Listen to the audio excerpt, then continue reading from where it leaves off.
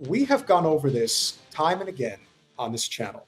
Jen has made certainly some enemies, I would say, people that you don't like, disagree with, but you've also made some great friends. Yes, there's allies that are Yes. strong allies, and David Spevak is one of those.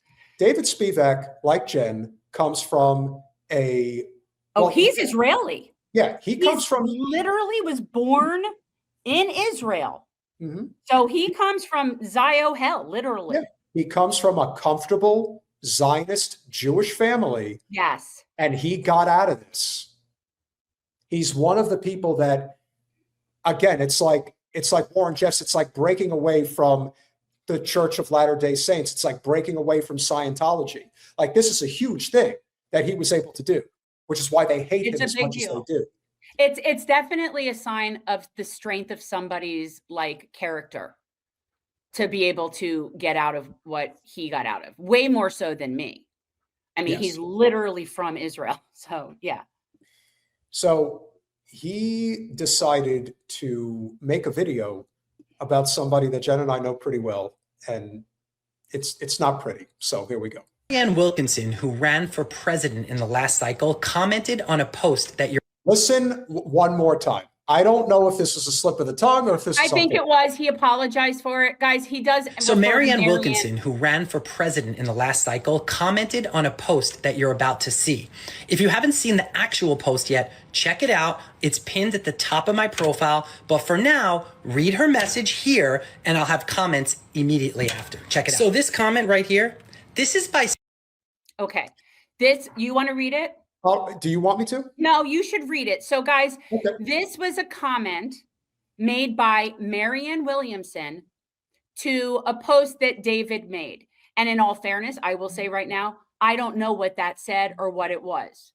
I don't need to. I know him and I know her. We're going to get to that. So this is Marianne's comment to David's post. That is certainly not what I was taught. It is not what my Jewish friends were taught. The fact that you had parents who fed you such lies does not mean that we were taught that. By the way, there are those being brought up to believe that killing a Jew would be the highest honor of their lives. There's a shadow element in every group, but the shadow element does not define the group. You are bending over backwards to be liked by someone.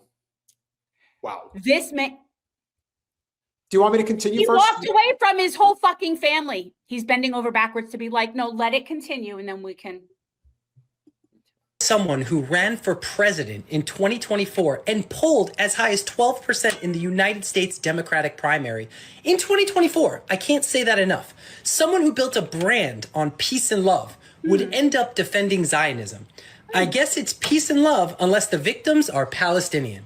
I understand your politics. You blame Netanyahu as though he is the entire problem. You like to both sides a genocide while ignoring the deeper hatred of Palestinians and Israel. So many Israeli voters want policies even further to the right than Netanyahu. So stop pretending that it begins and ends with one man. That completely misses the bigger picture. So your main point here was that Palestinians are taught that killing a Jew would be the highest honor of their lives. So even if that were true, who is actually committing a genocide?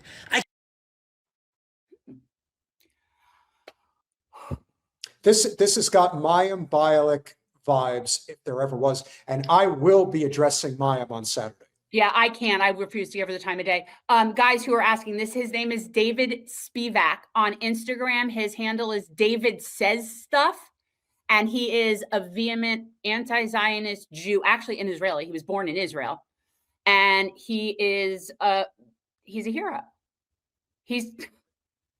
Let him finish talking about that. I can't believe you're defending it. How does someone go from being the spiritual thought leader to both siding a genocide? Wow. Obviously, not every Jewish person is taught the same thing. That's a ridiculous interpretation of what I said. But what I did say is that many of us were raised with messaging that equates criticism of Israel with anti-Semitism. And they also teach us fear of Palestinians and Arabs. That was my experience. And it's an experience that many other Jews feel as well. In fact, have you heard of the ADL? It's an entire organization built on canceling people and promoting fake anti-Semitism. Just go ahead and ask Hassam Piker, Anna Kasparian, Cenk Uygur, so many others. And if you think that I'm saying all this because I want people to like me, I'm sorry, but you've already lost the argument. That's an attempt to shut me up.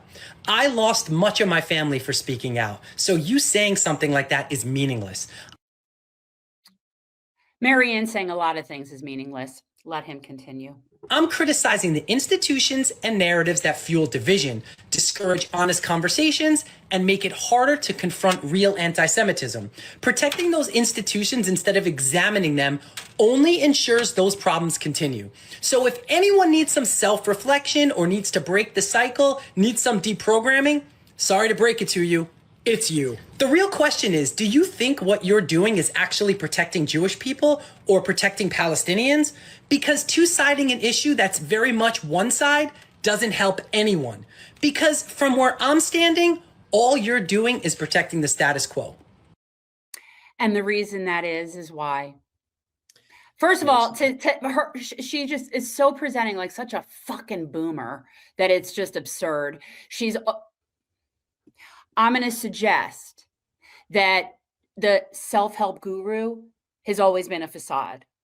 I'm going to suggest that that's not real and has been a grift all along, and that none of this is surprising, and that the only, honestly, I just can't with this. She had the nerve to go after him and say that's not what she was taught. Well, then that makes you the anomaly, Marianne. That makes you the anomaly. Because every friggin' Ashkenazi Jew that I know that grew up in the 70s and the 80s, when David and I grew up, yeah, that's exactly what we were taught. And here's what's so funny. And if Marianne ever sees this, it's so funny that I trigger you, because I got to tell you, you are triggering the fuck out of me right now. So you go after David and say shit like that. Who the fuck do you think you are? You grifting bitch. I cannot. So it's infuriating on so many levels to me. The only people, honestly, that I can think of that who is more gullible than people that would support a grifter like her are people that would get married by her. That's the only thing I can think of. Ouch. I just cannot. Ridiculous. People, wake the fuck up. This is someone who got famous for writing a book about someone else's book and getting promoted on Oprah. That does not a thought provoker make. Jesus Christ.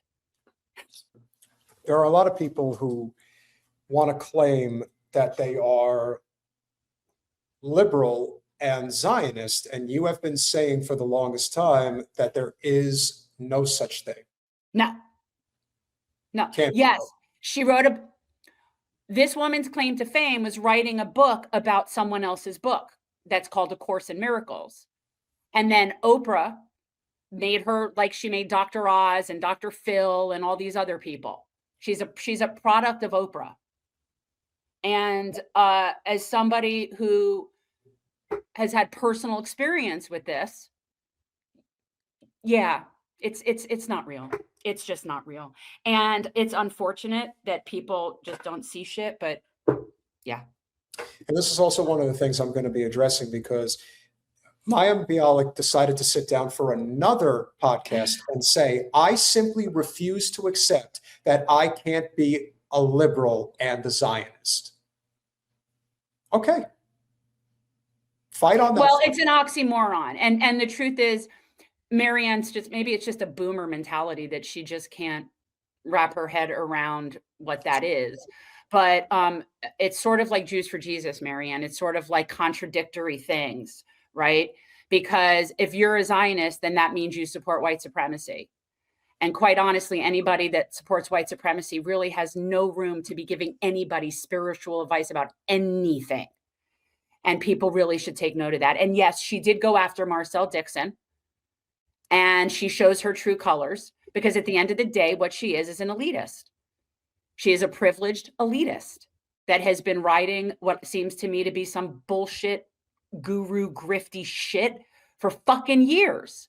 And she has the nerve to go after someone who basically has sacrificed his relationship with everyone in his family. Yeah, no.